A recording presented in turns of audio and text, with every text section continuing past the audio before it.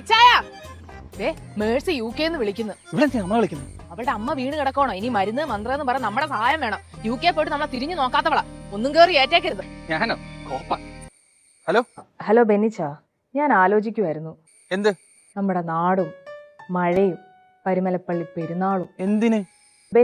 ബെന്നിച്ചന്റെ ഭാര്യ ലീലാമ്മയുടെ അപ്പന്റെ അനിയനുണ്ടായിരുന്നില്ല, ഒരു ലോറി ഓടിക്കുന്നേ. ചേച്ചി, ആ അപ്പച്ചൻ കഴിഞ്ഞ വർഷം മരിച്ചുപോയി. പിന്നെ വേറൊരു അപ്പാപ്പനില്ലേ, ഒരു ജോസപ്പാപ്പൻ. ചേച്ചിക്ക് എല്ലാരെയും ഓർമ്മയുണ്ടല്ലേ?